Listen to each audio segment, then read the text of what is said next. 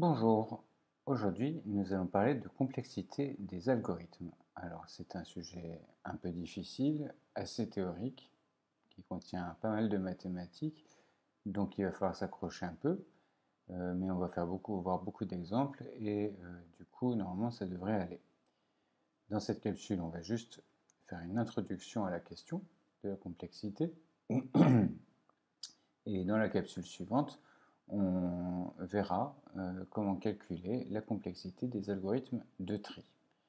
Donc on commence tout de suite avec un premier exemple. Ici, on veut calculer une puissance. On se donne un nombre réel x et un entier n, plus grand que 1. Et la question c'est comment est-ce que je dois faire, combien de calculs je dois faire pour pouvoir trouver la valeur de x puissance n. Donc l'idée la plus simple qu'on puisse avoir, c'est celle qui provient de la définition de la puissance. Donc la définition, je vous rappelle, de x puissance n, c'est quoi? Eh bien c'est que x puissance 1, c'est juste x, et que x puissance n, quand n est plus grand que 1, c'est x fois x puissance n-1. Alors si maintenant je veux utiliser cette méthode pour calculer x puissance, disons, 5, eh bien je vais devoir faire de cette façon-là. Je vais d'abord dire que x puissance 5, c'est x fois x puissance 4. Et je vais devoir faire une opération, une multiplication à cet endroit-là. Mais pour pouvoir, si je voulais m'en arrêter là, il faudrait que je connaisse la valeur de x puissance 4. Alors pour connaître la valeur de x puissance 4, je regarde ici et je dis x puissance 4 c'est quoi? Eh bien c'est x fois x puissance 3. Donc maintenant j'ai deux opérations à faire. La première qu'on a vue tout à l'heure et une nouvelle opération ici. Mais pour avoir que deux opérations à faire, il faudrait que je connaisse la valeur de x puissance 3 et pour l'instant je ne la connais pas, alors je regarde la définition et x puissance 3 c'est x fois x puissance 2. Donc je remplace x puissance 3 par x fois x puissance 2 et j'ai une troisième opération qui arrive. Et bien sûr, je recommence avec x puissance 2 qui me donne x fois x puissance 1. Et x puissance 1, ça, je sais ce que ça vaut. Donc je n'ai pas besoin de faire d'opération ici. Et maintenant, pour calculer la valeur de x puissance 5, j'ai eu besoin de faire combien d'opérations? 1, 2, 3 et 4. Donc ça c'est un moyen de calculer x puissance 5, mais il y a des méthodes plus rapides. On va voir ça tout de suite avec un nouvel exemple. Donc, pardon. Si maintenant on me donne un nombre, toujours le même nombre réel x et un entier n, eh bien pour calculer x puissance n, je peux utiliser une méthode plus maligne. Alors cette méthode plus maligne, c'est la suivante. X puissance 1, c'est toujours égal à x. Ça ne change pas. Par contre, quand on va calculer x à une puissance paire, on va dire que x puissance 2n, c'est x puissance n fois x puissance n. Et quand on va calculer x puissance... Ah, il manque un 2 ici, excusez-moi, là il devrait y avoir un 2. Quand on va calculer x puissance 2n plus 1, eh bien on va dire que c'est x fois x puissance 2n. Alors, en quoi c'est plus rapide? Eh bien on va essayer sur un premier exemple. Pour x puissance 16, donc encore une petite erreur, je suis désolé, mais avec ces histoires de coronavirus, j'ai moins de temps pour préparer. Donc x puissance 16, c'est quoi? Eh bien, d'après cette loi qui est ici, c'est x puissance un nombre pair. Donc ça va être x puissance 8 fois x puissance 8. Et on va faire une seule opération pour l'instant. Mais pour faire une seule opération, il faut connaître la valeur de x puissance 8. Alors du coup, on va calculer x puissance 8. Et x puissance 8, d'après cette loi, comme 8 c'est un nombre pair, eh bien c'est x puissance 4 fois x puissance 4. Donc ici, qu'est-ce qu'on va avoir besoin de faire? Eh bien on va avoir besoin de faire une deuxième opération qui nous permettra de connaître la valeur de x puissance 8. Et pour ça, il faut connaître la valeur de x puissance 4, mais pour l'instant on ne la connaît pas. Donc il va falloir la calculer, mais comme 4 c'est un nombre pair, on va dire c'est x puissance 2 fois x puissance 2. Mais on a besoin de la valeur de x puissance 2, donc on remplace x puissance 2 par x fois x, et au total on aurait eu besoin de faire combien d'opérations? Eh bien une pour calculer x puissance 2, une pour calculer x puissance 4, une pour calculer x puissance 8, et une pour calculer x puissance 16. Donc au total, 4 opérations. Alors vous allez me dire, oui, mais c'est parce qu'ici on a choisi 16. Et 16, eh ben, c'est une puissance de 2. Et ça explique pourquoi on n'a jamais utilisé la deuxième loi. Donc on va essayer avec un autre, par exemple avec 15. Si on essaye avec 15, qu'est-ce qu'on trouve? Eh bien, on refait la même chose. Donc x puissance 15, cette fois-ci, 15 c'est un nombre impair. Donc on va utiliser cette loi ici. Je vous rappelle que là il y a une petite erreur, il va y avoir un 2. Donc ici, x puissance 15, on va dire c'est x fois x puissance 14. C'est ce qui est écrit ici, et on a eu besoin de faire une opération. Ensuite, on dit x puissance 14, ah ben ça c'est un nombre pair, donc c'est l'autre loi. X puissance 14, c'est x puissance 7 fois x puissance 7, une deuxième opération. Maintenant, il faut calculer x puissance 7. Alors, x puissance 7, 7 c'est un nombre impair, donc on va utiliser la deuxième loi, et on va dire x puissance 7 c'est x fois x puissance 6. Et puis après, x puissance 6 c'est pair, donc on utilise la première loi, et on dit c'est x au cube fois x au cube. Mais 3 c'est impair, donc on utilise la deuxième loi ici, on dit x au cube c'est x fois x au carré. Et x au carré c'est pair, donc on utilise cette loi-là, et on dit x au carré c'est x fois x, et on a tout ce qu'il nous faut. Donc pour calculer x au carré, on a besoin d'une opération, x au cube une deuxième, x puissance 6 une troisième, x puissance 7 une quatrième, x puissance 14 une cinquième, et x puissance 15 une sixième. Donc on a eu besoin de 6 opérations. Alors par rapport à la méthode naïve qu'on a vue au départ, c'est quand même beaucoup mieux. Parce que pour calculer x puissance 15 avec la méthode naïve, eh bien on aurait dû faire 14 opérations. Là, on n'a besoin que de 6 opérations, donc ça va plus vite. Alors la question qui se pose, c'est, en général, qu'est-ce qui se passe pour x puissance n? Combien d'opérations on devrait faire? Et là, on voit que, eh bien, quand on a un nombre, quand on tombe sur, on doit calculer une puissance d'un nombre, pardon, une puissance à un nombre impair, quand l'exposant est impair, eh bien, on doit faire une opération qui coûte cher parce qu'elle fait descendre le degré de la chose à calculer juste de 1. Vous voyez, ici on passe de 15 à 14. Ici, on passe de 7 à 6. Donc ça, c'est pas très bon. Alors que quand on a un nombre pair, là, c'est très bien parce que la puissance de la chose à calculer, elle est diminuée de moitié. Donc, pour que une puissance soit rapide à calculer avec cette méthode, il faut que ce soit une puissance de 2. Et au contraire, pour qu'elle soit lente à calculer avec cette méthode, mais il faut qu'à chaque fois qu'on tombe sur un nombre pair, ce nombre pair, ce soit le double d'un nombre impair. Comme ça, on est obligé de redonner une opération qui fait baisser le degré de la chose à calculer juste de 1 à chaque coup. Donc pour dire les choses plus précisément, on va étudier le pire des cas possibles. Le pire des cas possibles, c'est quoi? Eh bien, comme on l'a dit, il faut que quand on prend le pire cas suivant, donc le pire cas suivant, ça veut dire on suppose qu'on connaît le pire cas pour, disons, n opérations, eh bien le pire cas pour n plus 2 opérations, ça va être le pire cas suivant ici, ça va être 2 fois le pire cas précédent plus 1.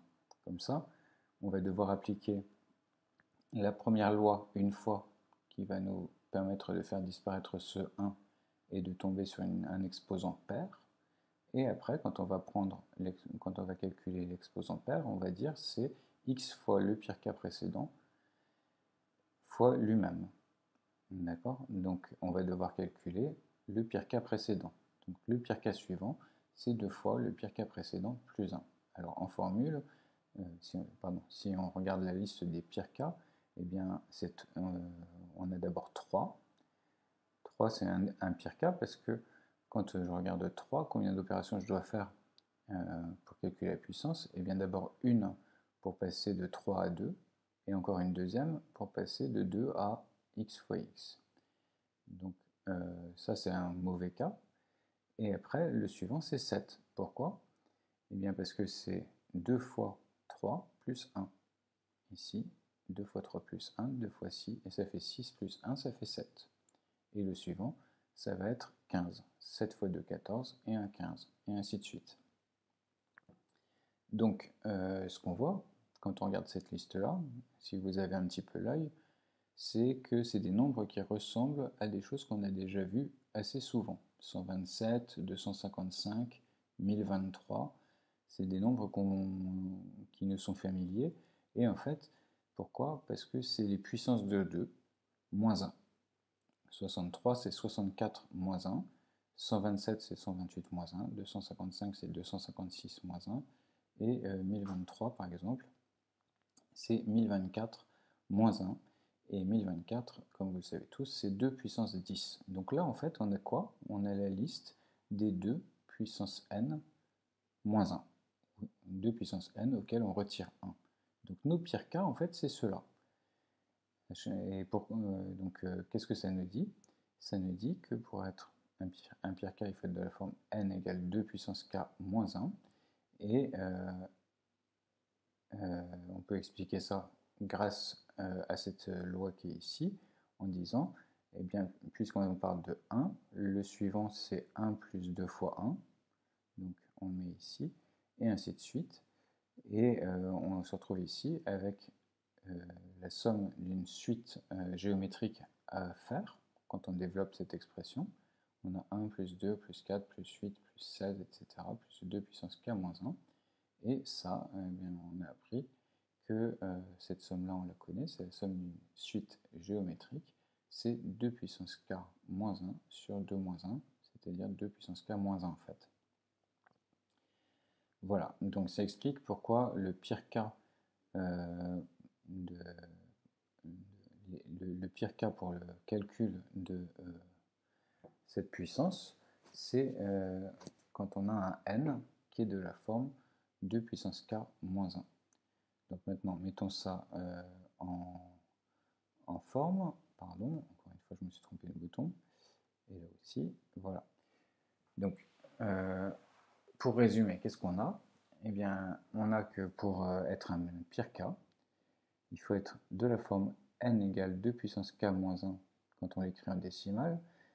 Et dans ce cas-là, on a besoin de combien d'opérations? Eh bien, si on les compte, il en faut 2k moins 2. Par exemple, si je prends n égale 15, comme on a dit tout à l'heure, 15 c'est 2 puissance 4 moins 1, c'est 16 moins 1. Donc k ici vaut 4, quand n vaut 15, k vaut 4. Et on a eu besoin de faire combien d'opérations? 2 fois 4 moins 2, ça fait 8 moins 2, ça fait 6, comme on avait trouvé tout à l'heure. D'accord? Donc si vous prenez un nombre qui est de cette forme-là, eh bien, vous allez avoir besoin de 2k moins 2 opérations. Si vous prenez un nombre qui est plus petit que ça, vous savez que vous aurez besoin de moins de 2k moins 2 opérations. Ce nombre-là, celui-ci, c'est le premier pour lequel on aura besoin de 2k moins 2 opérations pour calculer la puissance. C'est pour ça qu'on dit que c'est un pire cas. C'est le premier qui arrive et qui nous oblige à monter d'un étage. Alors, comme on l'a dit tout à l'heure, tout ça, ça se voit beaucoup mieux en binaire, avec les puissances de 2. Pour être un pire cas, il faut en fait que l'écriture en binaire, ce soit uniquement D1. Alors ça s'explique relativement bien, parce que à chaque fois qu'on a un 1 dans cette écriture-là, dans l'écriture de n, eh bien, on va devoir utiliser la deuxième formule, celle d'un exposant impair. Donc si vous réfléchissez un petit peu à ça, vous verrez, pour chacun des 1 qui sont dans cette écriture, on va devoir, sauf le premier d'ailleurs, on va devoir utiliser la loi qui ne fait pas beaucoup descendre l'exposant. Voilà. Et maintenant, on va essayer de mettre les choses à l'envers, parce que là, on est en train de dire que pour connaître le plus petit nombre pour lequel on a besoin que de 2k moins 2 opérations, il faut faire ce calcul-là. Mais nous, on préférerait savoir combien d'opérations on doit faire quand on se donne un certain n. Voilà. Donc on va prendre les choses dans l'autre sens, parce que c'est ça qui nous intéresse. Ce qui nous intéresse, c'est de savoir si je prends x puissance n, à combien d'opérations je dois m'attendre. Au pire, combien d'opérations je vais devoir faire. Alors, l'idée c'est de noter L2 de n. Donc L, c'est une lettre qui n'est pas choisie au hasard, mais c'est des notions qui ne sont pas tout à fait au programme de première. Donc ça s'appelle le logarithme. On ne va pas en parler plus que ça. Retenez juste que L2 de n, pour nous, c'est quoi? C'est le nombre de chiffres dans l'écriture binaire de n. Donc ici, c'est le nombre de chiffres qui apparaît ici. Et ce qu'on a raconté avant, c'est qu'en fait, on n'a pas besoin de plus de 2 fois ce nombre-là d'opérations pour calculer x puissance n. Si vous prenez un x puissance n avec n quelconque, eh bien vous calculez 2 fois L2 de n, et vous savez que vous n'aurez pas besoin de plus que ce nombre-là d'opérations pour calculer cette puissance. Alors, on va comparer maintenant un petit peu les deux méthodes. Pardon, à chaque fois je me trompe de bouton. Donc, pour formaliser un petit peu, on définit la notion de complexité d'un algorithme. Donc ici, on va voir un algorithme comme un genre de fonction qui prend un n, qui fait des opérations et qui nous donne quelque chose en sortie. D'accord? Ce qui nous intéresse, c'est pas vraiment ce qui va sortir, c'est pas la réponse. Ce qui nous intéresse, c'est le nombre d'opérations qu'on doit faire quand on s'est donné n pour appliquer l'algorithme qu'on s'est donné. Alors, ce nombre d'opérations-là, c'est ça qu'on va appeler la complexité. Donc par exemple, tout à l'heure, on a donné un algorithme pour calculer la puissance d'un certain nombre x, la puissance énième d'un certain nombre de x. Donc cet algorithme-là, si on le note grand A et qu'on l'applique à n, eh bien, il nous a demandé un certain nombre d'opérations. Si par exemple on prenait l'algorithme naïf, eh bien, on avait trouvé qu'on aurait besoin de n-1 opérations. Et si par contre on prend l'algorithme malin, on a trouvé qu'on avait besoin de 2 fois ce qu'on a appelé L2 de n opérations. Donc voyons un petit peu les questions qui se posent. La question principale, c'est quel est le comportement de cette complexité, de ce nombre d'opérations, quand n devient très grand. Parce que quand n est tout petit, on n'a pas besoin d'ordinateur. On peut faire les choses à la main, c'est très bien. Mais ce qui nous intéresse en informatique, c'est d'utiliser les ordinateurs pour faire des choses qu'on ne peut pas faire nous-mêmes. Et les calculs très longs, on ne peut pas les faire nous-mêmes. Donc on demande aux ordinateurs de les faire. Mais il faut faire attention parce qu'il est assez fréquent de mal programmer de mal choisir son algorithme pour résoudre un problème. Ça ne veut pas dire qu'il est faux, ça veut juste dire qu'il n'est pas forcément très habile, et du coup, eh bien, on ne sait pas, on n'arrive pas, l'ordinateur n'arrive pas au bout des calculs, ça prend trop de temps. Donc c'est pour ça qu'on aime bien connaître la complexité d'un algorithme, pour savoir s'il est efficace. S'il est efficace, il a une petite complexité, et s'il n'est pas efficace, il a une grande complexité. Donc la question c'est, quel est le comportement de cette complexité quand n devient très grand? Et on ne s'intéresse pas vraiment au calcul de la valeur exacte de la complexité en général, même si des fois c'est un problème intéressant. Ce qui nous intéresse, c'est plutôt d'avoir un ordre de grandeur, savoir si ça grandit comme n, ou comme racine de n, ou comme n au carré, ou comme 2 puissance n. Ça, c'est ça qu'on veut savoir en fait. S'il faut rajouter 1, ou s'il faut, si par exemple on a une croissance, une complexité pardon, qui ressemble à 2 puissance n, bah ça ne nous intéresse pas trop de savoir qu'il faut encore rajouter un petit n après. Parce que 2 puissance n, ça grandit tellement vite que si vous vous dites que je dois faire 2 puissance n opérations plus n, ben le plus n, il n'apporte aucune information intéressante. Donc, ce qu'on dit par là, c'est que ce qui nous intéresse, c'est l'ordre de grandeur. Et l'ordre de grandeur, par exemple, si la complexité c'est ça, c'est n au cube plus 2n au carré plus n plus 1. Si ça c'est notre complexité, si on a réussi à la calculer, ben, tout ce qui est là, ça ne sert pas à grand chose en fait. Parce que cette partie-là, 2n au carré plus n plus 1, c'est négligeable devant la première partie, le n au cube, qui devient très vite très très gros et qui efface complètement la contribution de cette partie-là. Donc pour voir ça en détail, on fait le rapport. On dit, bon, on va regarder quel rapport il y a entre ce qui est ici et ce qui est là. Quand on fait ce calcul, eh bien on fait 2n au carré plus n plus 1 divisé par n au cube. Et quand on coupe cette fraction en petits morceaux, on trouve 2n au carré sur n au cube, ça fait 2 sur n, plus n sur n au cube, ça fait 1 sur n au carré, plus 1 sur n au cube. Et ça, eh bien c'est quelque chose qui, quand n devient très grand, devient tout petit. Si n devient très grand, 2 sur n, c'est tout petit. Et 1 sur n carré, c'est encore beaucoup plus petit. Et 1 sur n au cube, c'est encore beaucoup plus petit. Donc le rapport entre ce morceau qui est ici et ce morceau qui est là, il tend vers 0. Ça divisé par ça, ça tend vers 0. Donc rajouter comme information cette chose-là, ça ne sert à rien. Et ça nous arrange en fait, parce que souvent on n'arrive pas vraiment à calculer la complexité exacte d'un algorithme. Mais par contre, on se contente de savoir quel est le premier terme ici. Le terme qui l'emporte, le terme qui gagne. C'est ça qui nous intéresse, c'est le gros terme. Tout le reste, ça ne nous intéresse pas réellement. Mais alors des fois, justement, même cette information-là, l'information de savoir qui est le plus gros terme, eh bien, cette information-là, des fois, on n'arrive même pas elle-même à l'avoir. Parce que ça demande déjà trop d'analyse. Donc, dans ces cas-là, eh bien, on se contente d'une majoration et on essaie de choisir la meilleure majoration possible, celle qu'on arrive à maîtriser le mieux. Donc, on va voir des exemples maintenant de ces choses-là.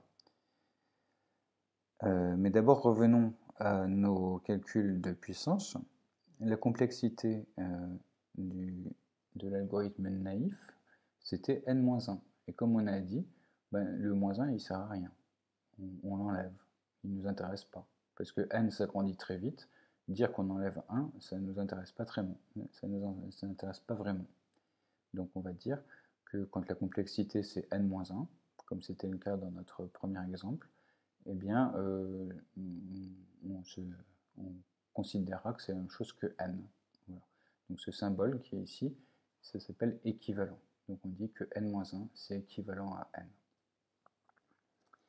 Et maintenant, si on prend l'autre algorithme, l'algorithme malin, eh bien on avait dit, si on calcule la complexité de cet algorithme, on va trouver 2 fois L2 de n moins 2.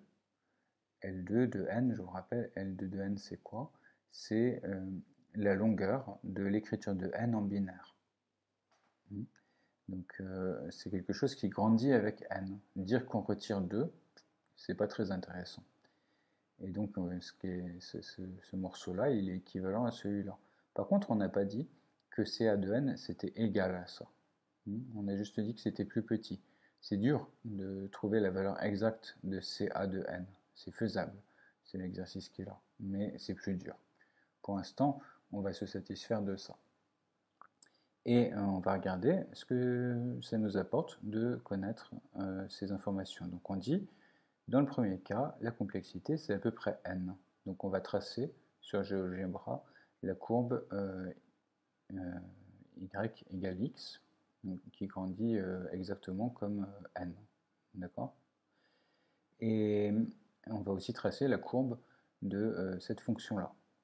Alors voilà, c'est là. Donc ici, vous voyez, on a la courbe, on a y égale x qui est là.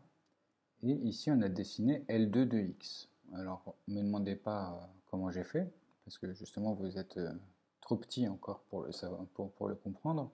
Mais croyez-moi, ça, c'est la courbe en vert de L2 de x. D'ailleurs, vous voyez que entre 4 et 8, eh bien, entre 4 et 8, quelle est la longueur de... Pardon, en vert, c'est 2 fois L2 de x. Quelle est la longueur de l'écriture de 4? Eh bien, la longueur de l'écriture de 4, c'est en binaire, c'est 3. Et 3 fois 2, ça fait 6. Donc là, on est au bon endroit. Et ça reste l'écriture, par exemple, de 6 en binaire, bah, sa longueur, c'est 3 aussi. Donc 2 fois ça, ça fait 6 aussi. Et ça reste comme ça jusqu'au moment où on arrive à 8. Et là, tout à coup, en 8, la longueur augmente d'un cran. Elle devient égale à 4. Et 4 fois 2, ça fait 8. Donc on est ici. Voilà. Et vous voyez que ici, par exemple, si je regarde en 32, eh bien pour 32, on sait que 32 c'est 2 puissance 5. Donc la longueur de l'écriture de 32 en binaire, eh bien c'est 6. Et 2 fois 6, ça fait 12. Et 12, c'est bien là. Voilà. Donc maintenant, à quoi ça nous sert de dessiner ces courbes? Eh bien vous voyez ici que déjà, dès qu'on passe au-dessus de 8, ça devient plus intéressant, clairement, d'utiliser la deuxième méthode plutôt que la première. La méthode Malin, elle va demander beaucoup moins de calculs que la méthode naïve pour une même valeur par ici. Mais c'est encore plus impressionnant quand on regarde de plus loin, pour des plus grandes valeurs de n. Quand on regarde pour des plus grandes valeurs de n, en fait, qu'est-ce qu'on va voir? On va voir que la courbe verte, elle s'écrase complètement. Elle grandit très lentement. Tandis que la courbe bleue, ben, vous la connaissez bien, hein, c'est y égale x, donc ça monte toujours tout droit comme ça. Et si on regarde par exemple 1024, on va monter jusqu'à 1000. Hop, 1000. Voilà, 1024, c'est ici. On voit encore un petit saut ici en 1024. Si je zoomais ici, par exemple, on le verrait un peu mieux. Voilà, il y a le saut en 1024. Ben, pourquoi on voit ça? Parce que 1024, c'est 2 puissance 10. 2 puissance 10, donc ça veut dire que L2 de 1024, ça vaut 10. Et que quand on multiplie ça par 2, ça fait 20. Et donc ici, là, ce qu'on voit comme hauteur ici, c'est 20. C'est 20 à cet endroit-là, mais par contre sur la courbe bleue, la hauteur, puisque c'est y égale x, eh bien c'est 1024, donc c'est très loin au-dessus, c'est ce qu'on observait juste avant. 1024, il est très haut là-haut. Voilà.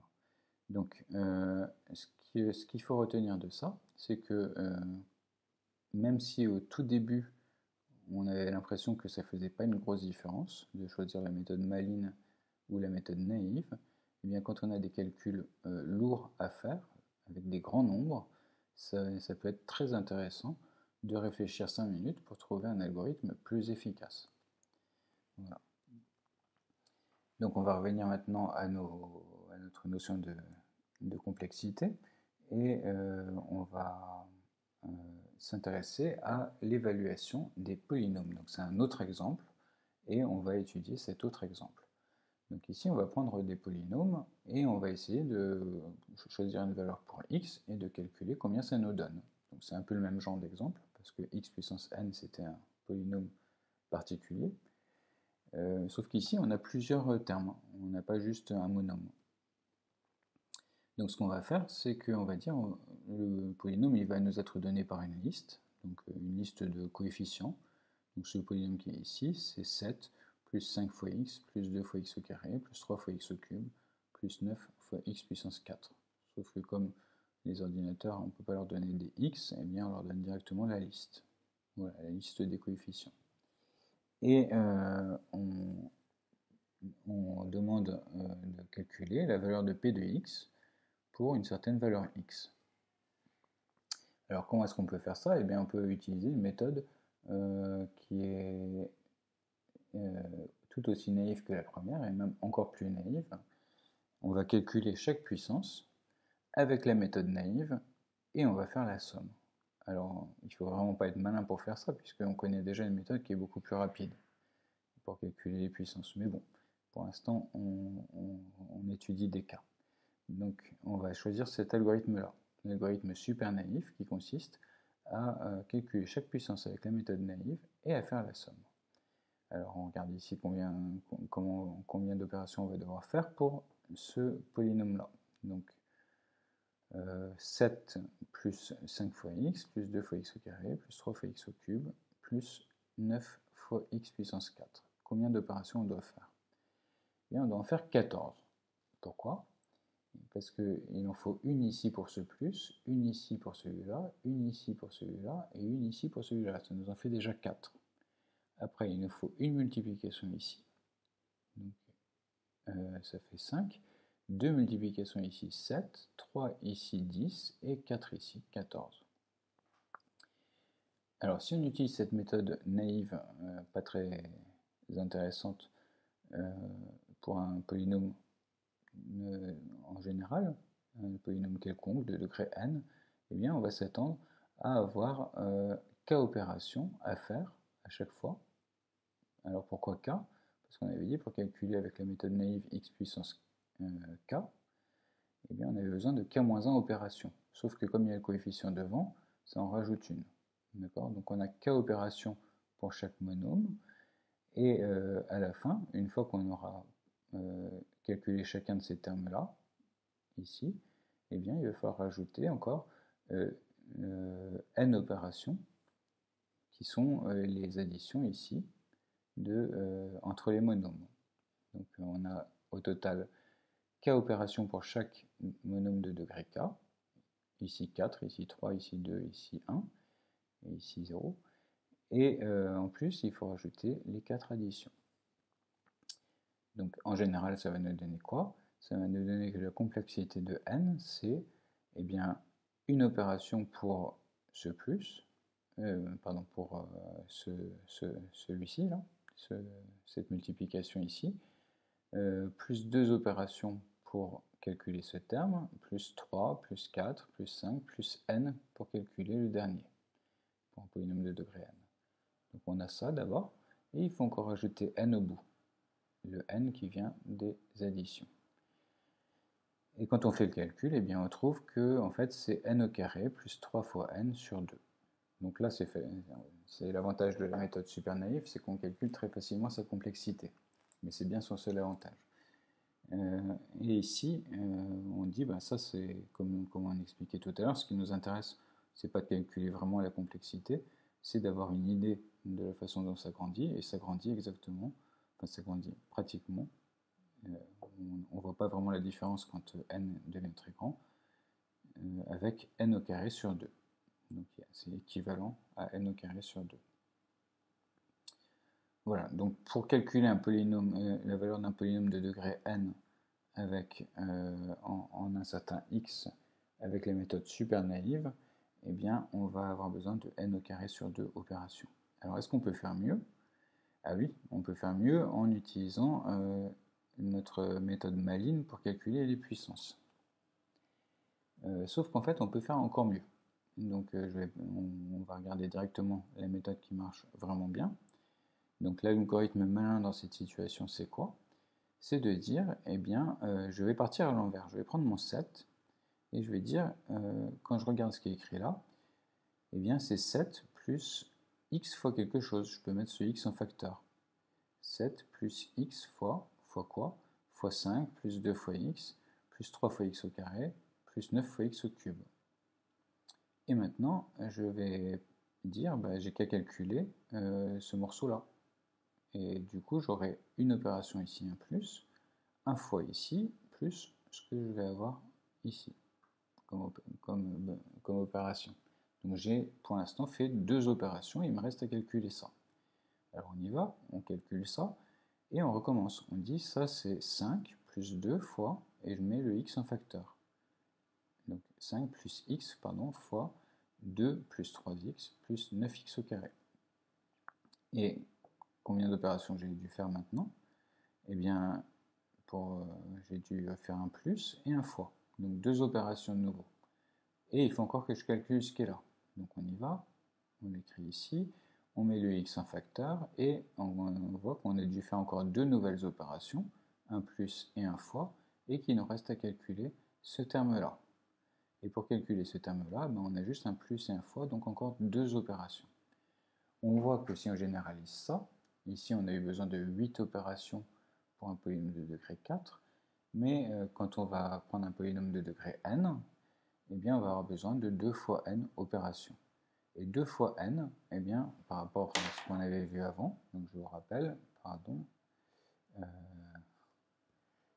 voilà, qu'avant on avait vu que dans la méthode super naïve, on avait besoin de n au carré sur 2 opérations. Eh bien, notre méthode Malin, elle nous donne 2n opérations. Et 2n, eh bien, c'est tout petit par rapport à n au carré sur 2. Donc notre méthode Malin, cet algorithme malin pour calculer la valeur d'un polynôme, on a une valeur x, il est beaucoup, beaucoup plus rapide pour des gros polynômes que la méthode super naïve. Alors vous pourriez me demander est-ce que ça fait quand on n'utilise pas la méthode super naïve mais qu'on remplace le calcul des puissances, on fait le calcul des puissances avec notre méthode Malin qu'on avait vue au départ. Eh bien, en fait, c'est mieux que la méthode super naïve, mais c'est largement moins bien encore que ça. Donc, je vous ai mis ça en exercice, mais c'est pas très réaliste à votre niveau de le faire. Ce serait de calculer la complexité de l'algorithme semi-naïf, on va dire, celui où on utilise la méthode Malin de calcul des puissances, mais après on calcule chaque puissance l'une après l'autre et on fait la somme. Alors si vous faites ça, vous verrez que ça grandit beaucoup plus vite encore que ça. Beaucoup moins vite que n au carré sur 2, mais beaucoup plus vite que ça. En fait, vous allez trouver cette valeur-là fois L2 de n, alors à une constante près. Donc vous voyez que comme L2 de n, même s'il grandit tout doucement, il tend quand même vers l'infini, c'est beaucoup moins bien que ce qu'on a ici.